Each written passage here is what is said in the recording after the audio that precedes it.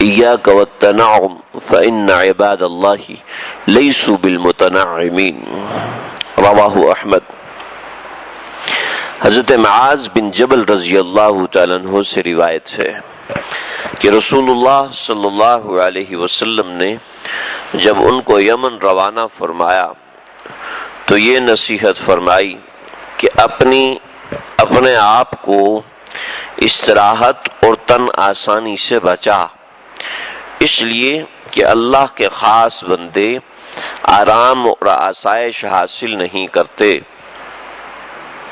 رسول اللہ صلی اللہ علیہ وسلم نے ارشاد فرمایا، جب حضرت معاذ بن جبل رضی اللہ تعالیٰ عنہ کو یمن کی طرف روانہ فرمایا تو نصیحت فرمائی کہ ایاک والتنعم، اپنے آپ کو استراحت اور تن آسانی سے بچا، فإن عباد اللہ لیسوا بالمتنعمین، اس لیے کہ اللہ کے نیک بندے، اللہ کے خاص بندے آرام اور آسائش حاصل کرنے کے عادی نہیں ہوتے۔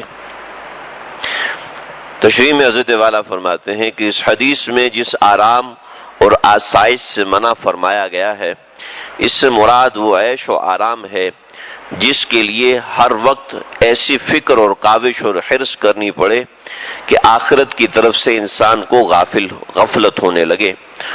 اگر بے تکلف کیے اور بغیر کاوش اور اہتمام اور حرص کے اللہ تعالیٰ کوئی راحت عطا فرمائے تو اس پر شکر کی توفیق ہو اور آخرت سے غافل نہ ہو تو اس کی اجازت ہے، مگر حق تعالیٰ کے اولیاء اور عاشقین نے سادی زندگی کو پسند فرمایا ہے، عیش کی زندگی سے کنارہ کش رہے ہیں۔ ہمارے اکابرین نے کبھی عیش اور عشرت میں رہنے کی فکر نہیں کی، بلکہ ہمیشہ سادگی کی زندگی گزاری اور اس کا اظہار ان کی ہر چیز میں ہوتا تھا۔ کھانے سے لے کر پہننے سے لے کر ہر چیز میں صرف یہ تو دیکھ لیا کہ گزارا کس سے ہوتا ہے اور سہولت کس چیز میں ہے، لیکن اس سہولت کو بڑھا کے آسائش تک لے جانے کے پیچھے نہیں پڑے۔ ہاں، بہت سے ایسے اکابرین گزرے ہیں جن کو اللہ نے بڑا مال دیا تھا، جن کو اللہ نے بڑی دولت دی تھی، لہٰذا انہوں نے اس کا استعمال بھی کیا۔ حضرت حاجی امداد اللہ مہاجر مکی رحمۃ اللہ علیہ، ان کے دسترخوان کے اوپر ایک وقت میں 500 لوگ ہوا کرتے تھے، یعنی ایسا بہترین کھانا ہوتا تھا، 500 لوگ ہوا کرتے تھے۔ محمود غزنوی ساری زندگی میدان جہاد میں گزار دی، میدان قتال میں گزار دی، کھانا کھاتے تھے تو ایسا بہترین کھانا کھاتے تھے کہ جس کی عام لوگوں کو بھنک بھی نہیں پڑی ہوتی تھی۔ لیکن یہ تو چند خصوصی باتیں، عمومی اعتبار سے یہ بتا رہا ہوں کہ ہمارے اکابرین نے کبھی تعیش کی فکر نہیں کی۔ ہمارے اس وقت بھی اکابرین اور پہلے کے اکابرین نے اس بات پہ بہت زور دیا ہے کہ ہم لوگ چٹپٹے کھانوں کے اور مزیدار قسم کی چیزوں کے بہت زیادہ عادی ہیں۔ بہت کم لوگ ہوتے ہیں جو سوکھی روٹی اور خشک نوالے کے اوپر اللہ کا وہ شکر ادا کریں جو چوپڑی کے اوپر اللہ کا شکر ادا کرتے ہیں، بہت کم لوگ ایسے ہوتے ہیں۔ ورنہ اس وقت ہماری عام مسلمان امت، اس وقت مولانا سجاد احمد نعمانی صاحب جو مولانا منظور احمد نعمانی صاحب کے بیٹے ہیں، فرزند ہیں، بڑے علیل ہیں اس وقت میں، انہوں نے فرمایا کہ ہماری امت کو ڈبونے والی یہ چیز ہے کہ ہم لوگ اتنے مزیدار قسم کے کھانوں کے عادی ہوتے ہیں کہ اس کے بغیر ہمارا گزارا نہیں ہوتا۔ ہمیں ہر شخص کھانے میں اتنی بہترین ورائٹی چاہتا ہے کہ اس کے بغیر اس سے رہنے نہیں ہوتا۔ اگر اس کو 2 دن سادہ غذا کھانی پڑ جائے تو بس وہ اس کا جی نہیں لگتا، نہ بیٹھنے میں نہ اٹھنے میں، بس ہر وقت اس کو مزیدار اور ٹیسٹی قسم کے کھانے چاہیے ہوتے ہیں۔ ساری امت برگر اور پیزے کے پیچھے مر رہی ہے، کسی کو سمجھ ہی نہیں آ رہی کہ ہماری تباہی کا مرکز کیا ہے، ہماری تباہی کی وجہ کیا ہے کہ تعیش، ہر وقت منہ چلتا ہو، ہر وقت کچھ کھانے کو ملتا رہے۔ تو یہ تعیش اور آرام کی زندگی گزارنے کا جب تک مسلمان امت میں یہ مزاج رہے گا اس وقت تک ان میں ترقی نہیں ہو سکتی۔ ترقی کے لیے ٹیکنالوجی نہیں چاہیے ہوتی، ترقی کے لیے انسان کو قناعت چاہیے ہوتی ہے کہ جو ملے کھانے کو اس لیے کھایا جائے کہ اس سے زندگی ہوتی ہے، نہ یہ کہ زندگی کو اس لیے گزارا جائے کہ اس میں کھانا ہوتا ہے۔ کہ انسان کھانے میں پھر رہائش میں جب تک اس کو فلی سہولیات اس کو میسر نہ ہو اس وقت تک وہ اس زندگی کو گزارنے کے لیے تیار نہیں ہوتا. اور وہ ہر وقت انہی چیزوں کا عادی بنایا ہوا ہے، ہر وقت اسی آرام کا، آسائش کا، کہ تن کے اوپر کوئی مشکل نہ آئے. اس کے لیے لاکھوں روپے لگ جائیں، کروڑوں روپے لگ جائیں، وہ انسان اس کے اوپر لگانے کے لیے تیار ہوتا ہے. حضرت خواجہ باقی باللہ رحمۃ اللہ علیہ فرماتے تھے کہ میں جب تک مجھے کوئی متقی پرہیزگار انسان نہیں ملتا میں اس وقت تک لسی پی کے گزارا کر لیتا ہوں، لیکن پرتکلف کھانے کے اوپر نہیں آتا. اور ہمارے کئی اکابرین فرماتے ہیں کہ میں کئی ہندوؤں اور سکھوں کے ان مقامات پہ گیا ہوں جن مقامات پر ان کو فتوحات نصیب ہوئیں، اور وہ ہمیشہ وہ لوگ تھے جو کہ سادہ غذائیں کھانے والے تھے. چنانچہ غزوہ یرموک کے اندر، یرموک کے میدان میں مسلمان آ رہے تھے اور دوسری طرف سے عیسائی بھی آ رہے تھے، یہودی بھی آ رہے تھے. تو اس کے درمیان میں ایک باغ آیا، اس باغ میں مسلمان مجاہدین نے پڑاؤ ڈالا اور مسلمان مجاہدین نے ان سے کہا بھی کھجوریں لے کے آؤ. کھجوریں لیں، ان سے خریدی اور کھائیں، اور کھا کے سارے اٹھ کے چلے گئے. اس کے بعد عیسائیوں کا لشکر آیا. مسلمان کا لشکر جو تھا وہ 35,000 کا تھا، اور عیسائیوں کا وہ جو دستہ تھا وہ ایک دستہ ہی 2.5 لاکھ کا تھا. ان سب نے کھجوریں منگوائیں، اس کی تو بکری ہونی تھی. اس نے کھجوریں لا کے دی اور بتایا کہ بھئی تم کہاں جا رہے ہو؟ کہ جی ہم یرموک جا رہے ہیں. کہ کس سے جنگ لڑنے جا رہے ہو؟ کہا مسلمانوں سے. کہ وہی جو کھلے آستینوں والے کپڑے پہنے ہوتے ہیں؟ ہاں وہی مسلمان. کہا کہ تم لوگ ان سے نہیں جیت سکتے. کبھی وہ کیسے؟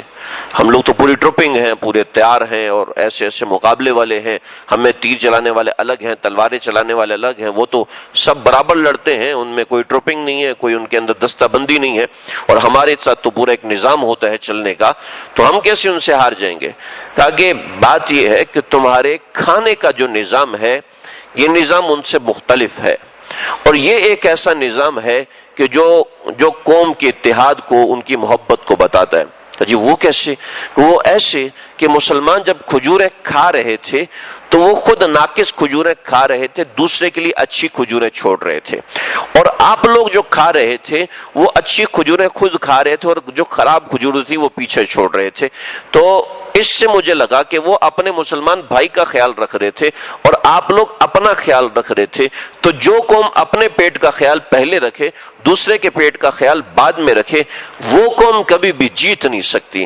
لہٰذا اس سے میں سمجھ گیا کہ مسلمان جیتیں گے اور تم ہارو گے. چنانچہ تاریخ نے دکھایا کہ وہی ہوا کہ مسلمان جیتے اور وہ لوگ ہارے.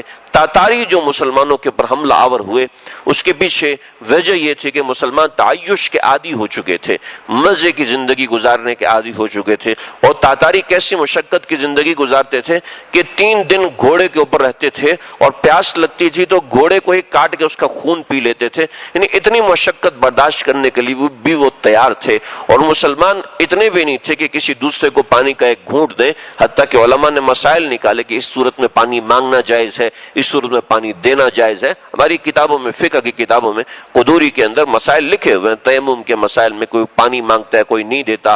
تو اس نوعیت کے مسائل علماء کیوں نکالنے پڑے کہ مسلمان تعیش کا اتنا عادی ہے کہ اپنے 10 دن کا اسٹاک بھی سنبھال کے رکھے گا، بلکہ 10 سال کا اسٹاک بھی سنبھال کے رکھے گا، اور دوسرے کو اگلے 10 منٹ کا کھانا نہیں دینے کو تیار، کھانا دینے کو تیار نہیں ہے.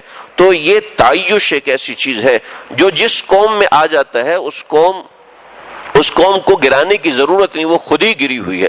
اس وقت بھی مسلمان کے بہت سے مسلم ممالک ترقی یافتہ ہیں، بہت سے ممالک، مجھے نام لینے کی ضرورت نہیں، آپ جانتے ہیں. لیکن وہاں پر رہنے والے جو پاکستانی ہیں، میں خود ملا ہوں کئی پاکستانیوں سے، اور صبح سے لے کے شام تک اگر ان کے ساتھ رہا ہوں تو صبح سے لے کے شام تک انہوں نے حکومت کو برا بھلا کہا، انہوں نے وہاں کے لوگوں کو برا بھلا کہا کہ یہاں کے جو نیشنل ہیں، جو یہاں کے رہائشی ہیں، وہ ایسے برے ہیں، ان کے ساتھ ایسی برائیاں ہیں. اس کی بنیادی وجہ یہی ہے کہ ان کے مزاج میں تعیش آ چکا ہے. جب مزاج میں عیش پسندی کہ میرے پاس یہ ہونا چاہیے، پھر یہ ہونا چاہیے، پھر یہ ہونا چاہیے، اور اپنے تعیش کے اندر لگ کے دوسروں کی بنیادی ضرورت ضروریات کو بھی بھلا دیتے ہیں، دوسروں کے مر جانے کے اوپر بھی ان کے ایک بال بھی ٹوٹ کے نیچے نہیں گرتا، کہ ایک آنکھ سے آنسو کا قطرہ بھی نیچے نہیں گرتا۔ یہ تعیش ایک ایسی چیز ہے جو انسان کو شراب سے زیادہ خطرناک طریقے سے ہلاک کرتی ہے، جو انسان کو آپس کی پھوٹ اور نا اتفاقی سے زیادہ خطرناک ہے، زنا اور شراب سے بھی زیادہ خطرناک ہے جو انسان تعیش کا عادی ہو جاتا ہے۔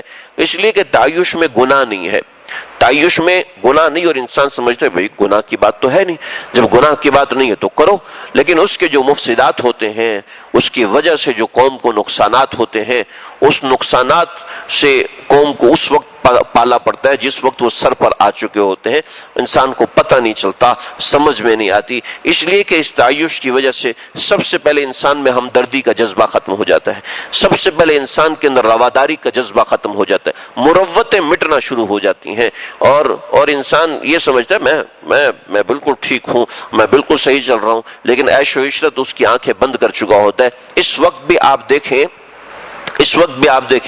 کہ اس وقت دنیا میں سب سے زیادہ لوگوں کی مدد کرنے والی قوم کون سی ہے؟ سب جانتے ہیں، ریڈ کراس، عیسائی، وہ ساری دنیا میں بین الاقوامی لیول پہ مدد کرتے ہیں، حالانکہ ایثار اور ہمدردی تو سب سے زیادہ سکھانے والے محمد مصطفیٰ صلی اللہ علیہ وسلم ہے۔ ہماری کوئی انٹرنیشنل ٹرسٹ نہیں ہے، مسلمانوں کی طرف سے کوئی ایسی تنظیم نہیں ہے جو انٹرنیشنل لیول کے اوپر مانی جاتی ہو کہ ہاں یہ لوگ ہیں جو دوسروں کی مدد کرتے ہیں۔ ہاں البتہ یہ ضرور ہے کہ ہماری قوم، ہماری ملک اور ملت دوسروں کے ہاں مانگنے جاتے ہیں۔ یہ کیا ہے؟ اس وجہ سے کہ ہمارا آدھا طبقہ بھوکا ہے اور ہمارا آدھا طبقہ تعیش میں ہے۔ جو بھوکا ہے وہ تو ضرورت مند ہے، لیکن جو تعیش میں ہے اس کے عیش کی کوئی حد نہیں ہوتی۔ وہ کہتے نہیں یہ والی چھت بن گئی، نہیں اب اس سے اچھی بننی چاہیے، وہ اس سے اچھی بنائے گا، پھر کہے گا نہیں اس کے اوپر پیرس لگنا چاہیے، پھر کہے گا نہیں اس کے اوپر وال پیپر لگنا چاہیے، پھر کہے گا نہیں اس کے اوپر جدید ٹیکنالوجی آئی ہے وہ لگنی چاہیے، پھر کہے گا نہیں اس کے باہر میں اسکریننگ ہونی چاہیے۔ یہ تو تعیش کی حد ہے جو کبھی بھی ختم نہیں ہوتی۔ اللہ کے نبی نے 1400 سال پہلے یہ اس بات کو واضح کر دیا کہ تم جا تو اس یمن میں رہو، یمن یہ پاکستان کی طرف ہے اور یلملم اسی کے راستے میں آتا ہے، اور تم جا تو اس قوم کی طرف رہو، اور تاکہ قوم کو پیغام مل جائے کہ تعیش میں اگر رہیں گے، جب تک قومیں تعیش میں رہیں گی وہ ترقی نہیں کر سکتی۔ عمر بن عبدالعزیز رحمۃ اللہ علیہ کے زمانے میں شام کے اندر ایک آدمی کے ساتھ زیادتی ہوئی، ایک پادری کے ساتھ زیادتی ہوئی، تو پادری نے مسلمانوں کے امیر سے کہا کہ میرے ساتھ زیادتی ہوئی ہے۔ انہوں نے کہا ٹھیک ہے تمہارے ساتھ زیادتی ہوئی ہے، تمہیں اس کا بدلہ پورا دیا جائے گا، تم ایسا کرو کہ مدینہ شریف میں جاؤ اور عمر بن عبدالعزیز کے پاس، وہاں سے تم اس کے اوپر دستخط کرا کے لے آؤ۔ کہ صرف ایک آدمی کا دستخط ہوگا تو یہ سارا کا سارا علاقہ خالی ہو جائے گا مسلمانوں سے؟ کہا جی بالکل ہو جائے گا۔ کہ بھئی یہ کیسے ہو سکتا ہے؟ کہا جاؤ تو صحیح۔